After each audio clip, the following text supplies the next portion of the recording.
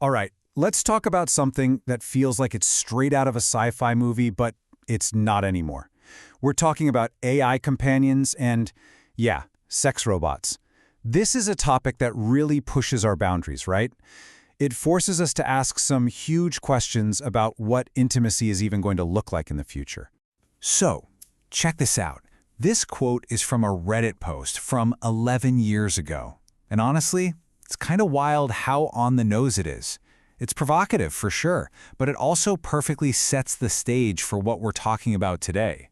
It's not just about robots in the bedroom. It's about robots taking our jobs and what we're supposed to do with all that free time. All right, Section 1, the 2025 prediction. It's just amazing, isn't it? A comment on an online forum over a decade ago basically predicts a huge debate that we're all having right now. So, yeah, how did we get here? You know, what started as this fringe, kind of speculative prediction has totally exploded. It's a serious debate now. People are asking really tough questions about everything from, is it cheating, to what even is a relationship anymore? We're seeing this pop up in academic papers, online forums, you name it. But before we get into all the heavy stuff, let's look at the optimistic side of things first. Okay, onto our second section, a new kind of companion. Because look, this whole prediction wasn't just some random shot in the dark. It tapped into something real, a real demand. And that demand has fueled a whole industry built on this pretty powerful promise that technology can create a new kind of companion to solve some of our oldest problems. So, a futurologist, Dr. Ian Pearson, actually mapped this all out. He sees this happening fast. By 2025, they're in affluent households. By 2030, VR sex is normal. And then, look at 2050. He's predicting robot intimacy could be more popular than human relationships. I mean, that is a huge claim, right? But it just shows you how fast some people think this is all going to move, both the tech and our acceptance of it. And you know it's serious when you follow the money. We're talking $30 billion. That was the value of the sex tech industry back in 2019, and it's projected to almost double by 2026. So yeah, this is not some weird niche hobby. This is a massive global industry, and it's all being supercharged by the crazy advances we're seeing in AI. So, what's the big promise here? Well, the people who are for this technology say it's all about tackling some really fundamental human needs. We hear all the time about the loneliness epidemic, right? They see this as a potential solution, a companion, a therapeutic outlet for people with trauma or disabilities, or even just a totally safe, judgment-free way for anyone to explore their sexuality. No risk, no shame, no guilt. But, and it's a big but, whenever you have a technology this powerful, a technology that promises to fix something as deep as human connection, you're basically walking straight into an ethical minefield. Which brings us to Section 3. Because the very same tool that could bring comfort might also, well, it might feed some of our worst impulses. Okay, so this is where the debate gets really, really tricky. For a lot of critics, the problem isn't what the robots do, it's what they mean. It's what they symbolize. There's a name for this, the symbolic consequences argument.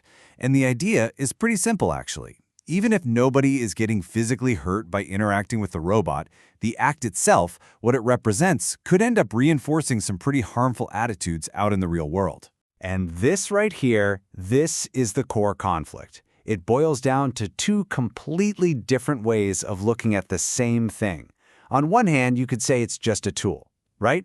A very advanced toy in an inanimate object. It has no more moral meaning than a toaster.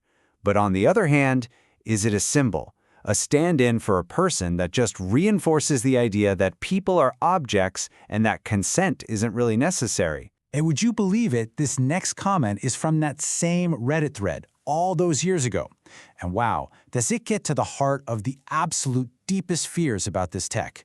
It raises these incredibly serious concerns about how this technology could be twisted to simulate and maybe even normalize just the most awful, harmful fantasies imaginable. So those concerns are obviously huge, and it leads us to a really important question. Is the technology just broken, or can we actually shape it for the better? This brings us to Section 4, Designing for Consent. The idea that maybe, just maybe, we can build the ethics right into the code. So instead of just saying ban it all or throwing our hands up and saying anything goes, a lot of ethicists are pushing for a middle ground. It's called a harm reduction model. And the goal isn't to get rid of the technology entirely. It's about being smart. It's about managing the risks, putting some thoughtful rules in place, and designing these things in a way that minimizes the bad stuff while, hopefully keeping some of the good. Okay, so what does that actually look like? How do you design an ethical robot? Well, one of the main ideas floating around is building what's called a consent module right into the AI. Imagine a system that actually teaches the user about real human consent. It would model things like, Step 1, actually using your words to ask. Step 2, picking up on nonverbal cues. Step 3, understanding that saying yes to one thing doesn't mean yes to everything. And maybe the most important one, Step 4, consent is not a one-time thing. It's ongoing and it can be taken back at any moment. The whole point of this is to totally flip the script. Think about it. Instead of having a robot that just passively goes along with anything and maybe reinforcing some really bad ideas about consent, you could actually have one that models what a respectful interaction looks like. It could be a tool for teaching positive social norms, not undermining them. So, where does that leave us? We've looked at the promise, the peril, the potential solutions. This brings us to our final section, the future of intimacy. Because one thing is for sure, we are standing right on the edge of a new era, and that line between us and machines, it's getting blurrier by the minute. This technology isn't just about technology anymore. It's forcing us to look in the mirror and ask some really fundamental questions about ourselves. As these AI companions get smarter and smarter, as they start to learn about us, remember things, and even simulate emotion, are we going to have to totally redefine what it even means to love someone? What does connection look like? There are absolutely no easy answers here, but one thing is crystal clear. We can't call this the future anymore. It's already happening.